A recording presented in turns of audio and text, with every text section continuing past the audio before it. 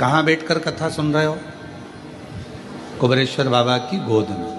अपने पिता की गोद के अंदर बैठकर आप कथा कर भगवान शंकर की कथा को सुन रहे हो। और पिता की गोद में बैठकर, भगवान शंकर की गोद में बैठकर जब हम कथा का लाभ ले रहे हैं, पिता की गोद में बैठकर जब हम कथा को श्रवण कर रहे हैं,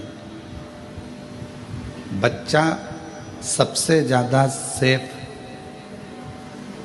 बच्चा सबसे ज़्यादा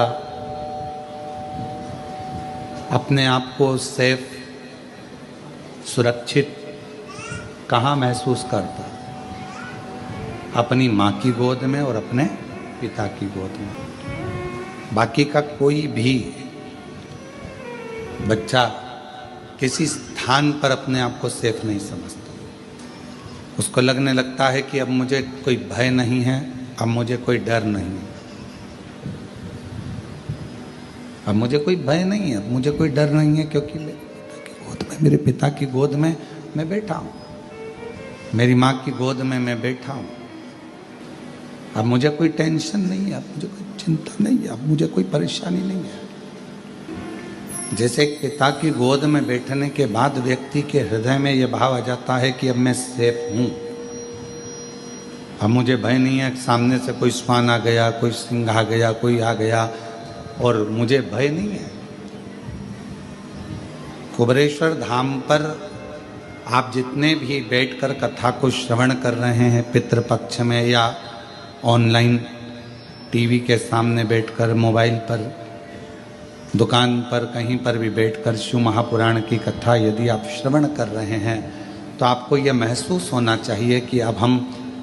भगवान शंकर की गोद में बैठ गए हैं। हमें अब संसार का कोई भय नहीं है, हमें कोई भय का, हमारे भीतर का भय, हमारे भीतर का जो दुख है, तकलीफ है, समाप्त हो, वो सब भय समाप्त हो। उसी तरह भगवान शिव की कथा में, भगवान शंकर के चरणों में, भगवान शंकर की कथा में, भगवान शंकर की इस पवित्र गोद में बैठकर जब हम जितनी देर आप शिव महापुराण की कथा में बैठें, जितनी देर आप भगवान शंकर की ये विरल कथा को धारण करें, जितनी देर आप भगवान शिव की पवित्र कथा को अपने हृदय में, अपने चित्त में, अपने मन में उतारें, उतनी देर अपने मन में ये भाव रखें